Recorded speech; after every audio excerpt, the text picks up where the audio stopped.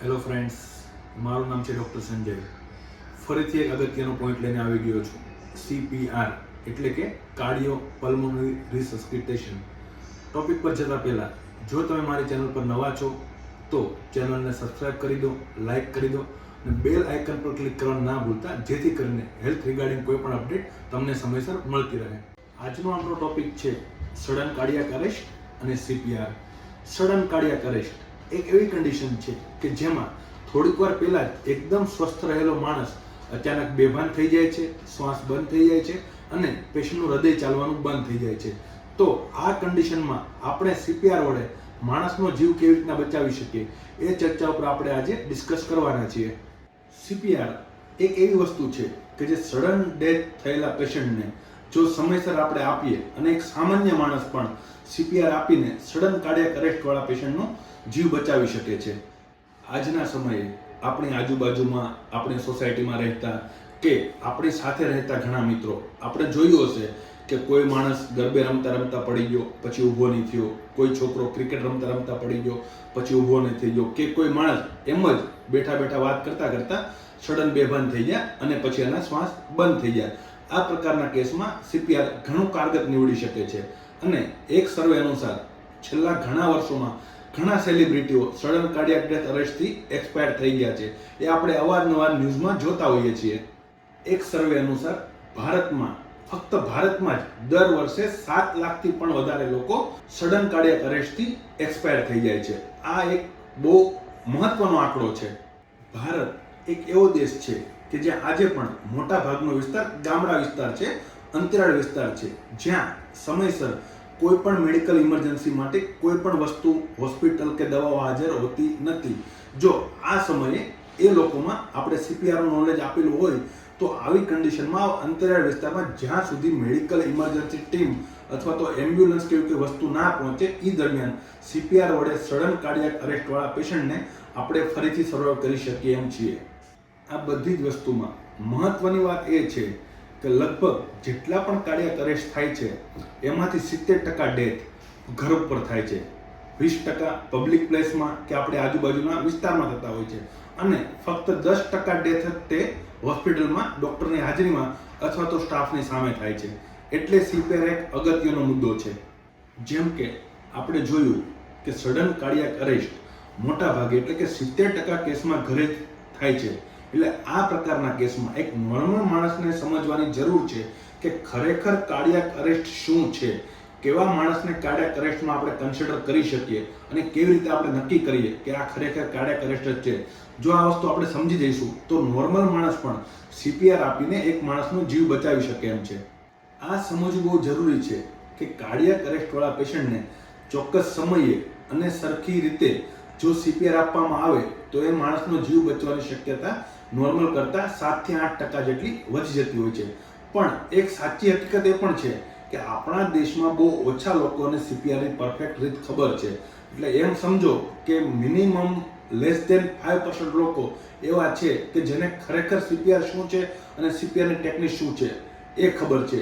Main આજનો video બનાવવાનું કારણ એ જ છે કે લોકો CPR કેવી રીતના આપવું, ક્યારે આપવું અને કઈ પોઝિશનમાં આપવું એ સમજી શકે. આ બધું જાણવા માટે વિડીયો મિત્રો પૂરો જોજો. નોર્મલી આપણે ત્યાં શું થતું હોય છે કે કોઈ માણસ સડન કાર્ડિયાક અરેસ્ટમાં જાય તો આપણે લોકો એમ્બ્યુલન્સને બોલાવતા હોઈએ અને હોસ્પિટલ ગયા પછી એની ટ્રીટમેન્ટ ચાલુ થતી હોય છે.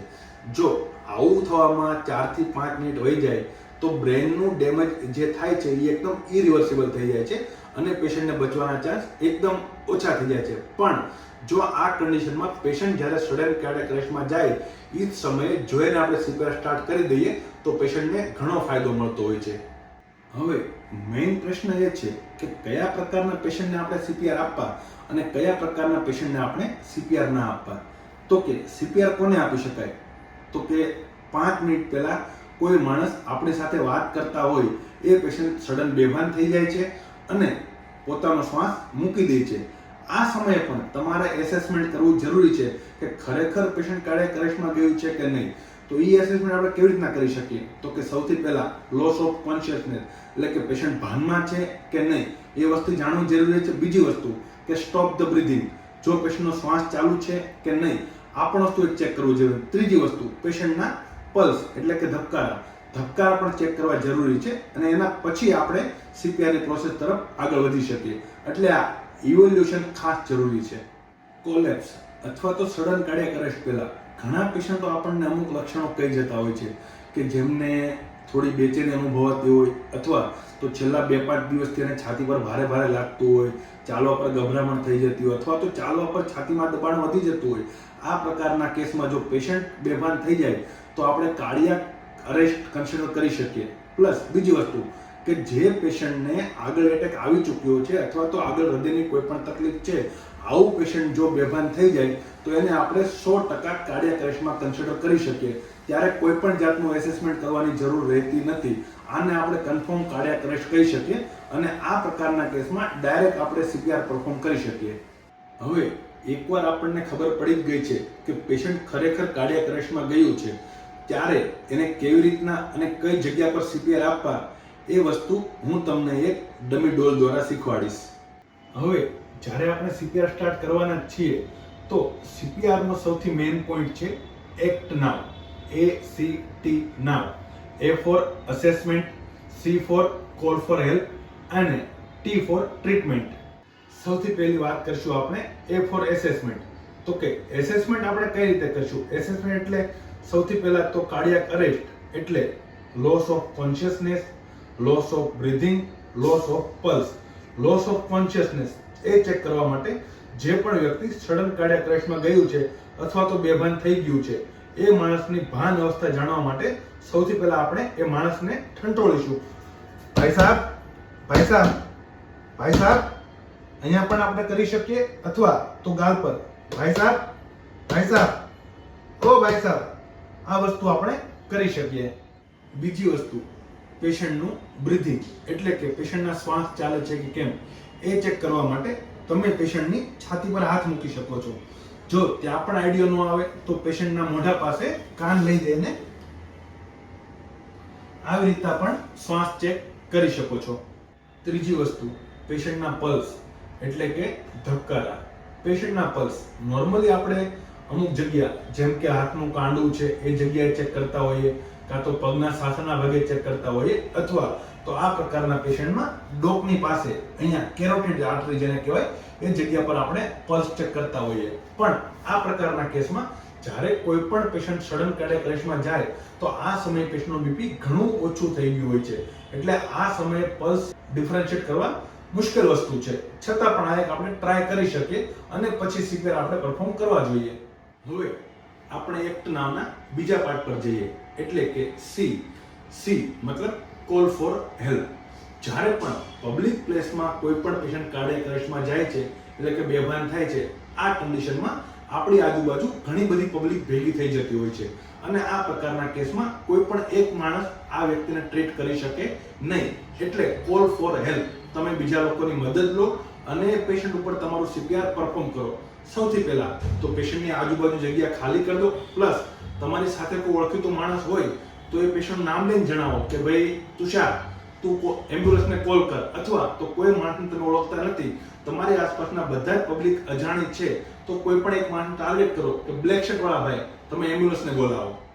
હવે આપણે એક્ટ નામના ત્રીજા પોઈન્ટ ઉપર એટલે કે ટ્રીટમેન્ટ પાર્ટ ઉપર જઈએ. ટ્રીટમેન્ટમાં સીપીઆરની ટ્રીટમેન્ટમાં મેઇન 2 પોઈન્ટ છે. એક તો ચેસ્ટ કમ્પ્રેશન અને બીજું બ્રીથિંગ.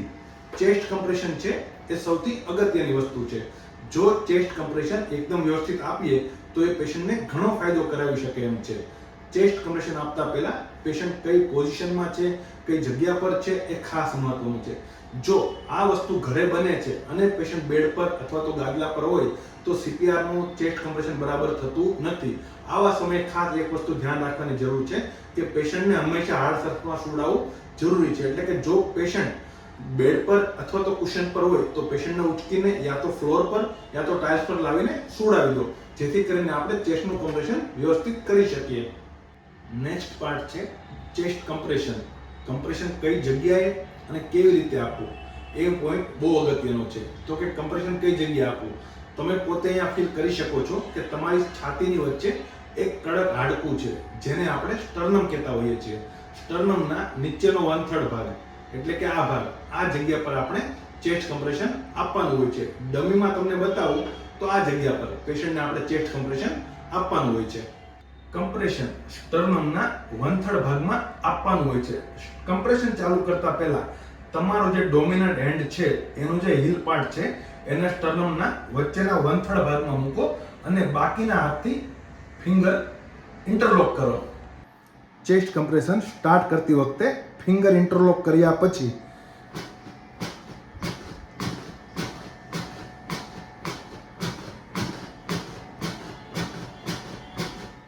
CPR નો મેઇન પાર્ટ છે કમ્પ્રેશન. કમ્પ્રેશન મિનિમમ 2 ઇંચ જેટલું થવું જ જોઈએ તો જ CPR નો વ્યવસ્થિત બેનિફિટ મળશે. બીજી વસ્તુ છે કાઉન્ટિંગ. કાઉન્ટિંગ એટલે કે 1 સેકન્ડમાં 2 એટલે કે 1 મિનિટમાં મિનિમમ 120 કમ્પ્રેશન તમારે આપવાના જ છે તો જ એનો બેનિફિટ પેશન્ટને મળશે. જ્યારે પણ આપણે કમ્પ્રેશન ચાલુ કરીએ છીએ તો હાર્ટનું પમ્પિંગ રીએક્ટિવેટ થાય છે અને બ્લડનો ફ્લો વધી જાય છે. જ્યારે આપણે કમ્પ્રેસ કરીએ છીએ ત્યારે હાર્ટમાંથી બ્લડનો ફ્લો બહાર આવે છે અને જ્યારે આપણે કમ્પ્રેશન છોડીએ છીએ ત્યારે પગ અથવા તો શરીરના બીજા અંગો તરફથી બ્લડ પાછું હાર્ટની અંદર આવે છે. નેક્સ્ટ પાર્ટ છે કમ્પ્રેશન કન્ટિન્યુએશન. તો કન્ટિન્યુએશન આપણે કઈ રીતના કરીશું? આ રીતે કરીશું. 1 2 3 4 5 6 7 8 9 10 11 12 13 14 15 16 17 18 19 20 21 22 23 24 20 26 27 28 29 30. 30 વાર ચેસ્ટ કમ્પ્રેશન કર્યા પછી પેશન્ટને 2 shot mouth to mouth breathing આપવાનો હોય છે. તો માઉથ ટુ માઉથ બ્રીધિંગ આપણે કઈ રીતે આપીશું? સૌથી પહેલા પેશન્ટનો એરવે ઓપન કરવા માટે આ રીતના પેશન્ટ ડોક ઉપર કરશું અને પછી 2 વખત એના મોઢા પર બ્લો કરશું. આ રીતે. જો તમે માઉથ ટુ માઉથ બ્રીથિંગ આપવામાં કમ્ફર્ટેબલ ના હોય તો તમે ના પણ આપી શકો, પણ એ દરમિયાન તમારે ચેસ્ટ કમ્પ્રેશન બંધ કરવાનું નથી. ચેસ્ટ કમ્પ્રેશન તમારે કન્ટિન્યુ કરવાનું છે.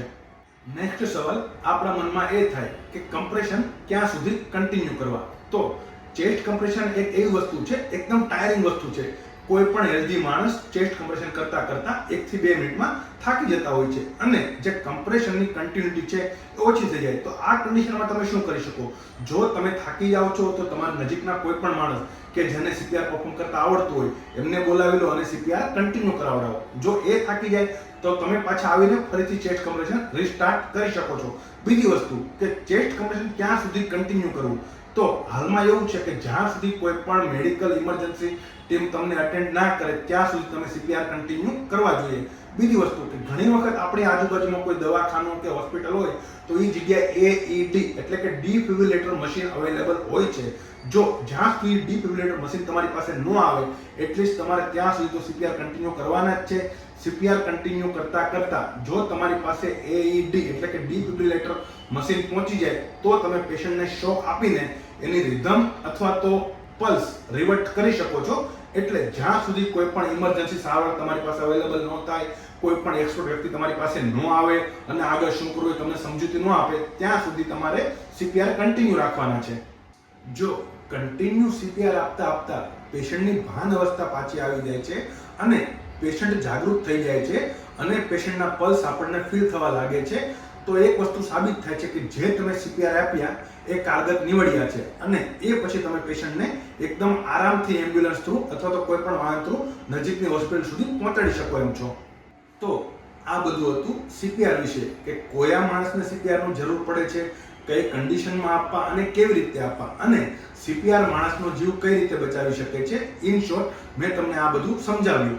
ફરી વખત કહું તો કોઈ પણ હેલ્ધી માણસ અચાનક બેભાન થઈ જાય, એનું હાર્ટ બંધ પડી જાય, પેશન્ટના શ્વાસ બંધ થઈ જાય અને પેશન્ટ ભાન અવસ્થા ગુમાવી દે. આ કન્ડિશનમાં તમે પેશન્ટને અસેસમેન્ટ કરીને CPR આપો એટલે જ્યારે પણ તેને CPR તમે સ્ટાર્ટ કરશો એનું હૃદય બંધ પડી ગયેલું છે. CPR તમે સ્ટાર્ટ કરશો એટલે જ્યારે પણ તમે કમ્પ્રેસ કરશો તો હૃદયમાંથી બધું લોહી નીકળીને બહાર નીકળીને જે પણ વાઇટલ ઓર્ગન છે જેમ કે કિડની, લીવર અને બ્રેઇન આ બધાને પહોંચાડશે. જ્યારે તમે CPR પાછા ઉપર કરશો ત્યારે પગ તરફથી બધા શરીર તરફથી લોહી હૃદય તરફ આવી આ કન્ડિશનમાં પેશન્ટને રિવાઇવ કરવાના ચાન્સીસ વધી જતા હોય છે. CPR નું આપણી લાઈફમાં આ મહત્વ છે. તો આવીને આવી હેલ્થ રિગાર્ડિંગ માહિતી મેળવવા માટે અને જીવન જરૂરિયાત અથવા તો પ્રાથમિક સારવાર જાણવા માટે તમે જો મારી ચેનલ પર નવા હોય તો એક વખત મારી ચેનલ લાઈક કરી દેજો, શેર કરી દેજો અને સબસ્ક્રાઇબ કરી દેજો. અને આના રિગાર્ડિંગ તમને કોઈ પણ પ્રશ્ન હોય તો નીચે કોમેન્ટ સેક્શનમાં એડ કરી શકો છો. મને જ્યારે પણ સમય મળશે તમારા કોમેન્ટ પર પર્સનલી ધ્યાન આપીને પર્સનલી જવાબ આપવાનો ટ્રાય કરીશ. Thank you.